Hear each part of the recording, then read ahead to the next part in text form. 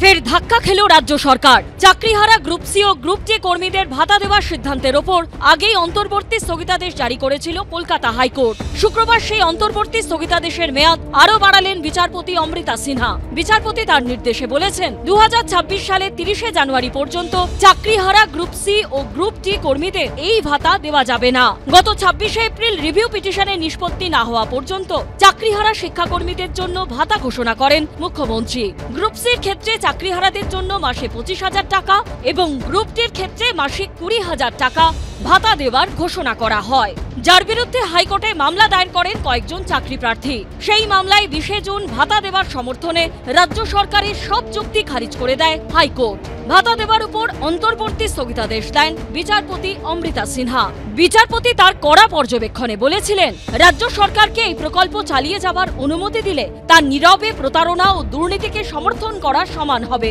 বিচারপতি তার নির্দেশে এও বলেছিলেন, এই প্রকল্পের মাধ্যমে বেশ কিছু ব্যক্তি আদালতে যাদের জালিয়াতিমূলক কাজের সঙ্গে যুক্ত থাকা প্রমাণিত হয়েছে তাদেরকে কোনো কাজ বা কর্তব্য পালন ছাড়াই সরকারি কোষাগার থেকে প্রতি মাসে 25,000 বা 20,000 টাকা দেবার কথা বলা হয়েছে। বিচারপতির পর্যবেক্ষণ ছিল, বিতর্কিত এই প্রকল্পের মাধ্যমে রাজ্য কোনো কর্মসংস্থান তৈরি করছে না, কোনো বেকার প্রার্থীকে সরকারি সাহায্য প্রদান করছে না। উল্টে মনে হচ্ছে প্রতারণার কারণে যাদের চাকরি বাতিল হয়ে গেছে রাজ্য সরকার তাদেরই আর্থিক সহায়তা করছে।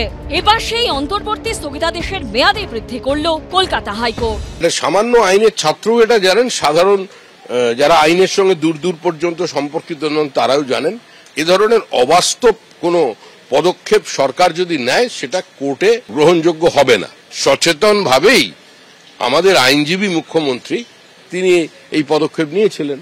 এর আগে চাকরি বাতিলের কলকাতা হাইকোর্টের নির্দেশ বহাল রেখে সুপ্রিম কোর্ট স্পষ্ট করে জানিয়েছিল, গ্রুপ সি গ্রুপ ডি কর্মী নিয়োগেই সবচেয়ে বেশি অনিয়ম ধরা পড়েছে।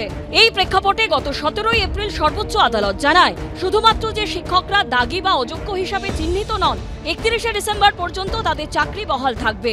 তবে নতুন এই নির্দেশ গ্রুপ সি এবং গ্রুপ ডি কর্মীদের জন্য প্রযোজ্য নয়। অর্থাৎ অশিক্ষক কর্মীদের এখন থেকেই চাকরি ছেড়ে, তাই তাদের স্কুলে ফেরার কোনো সুযোগই দেওয়া হয়নি।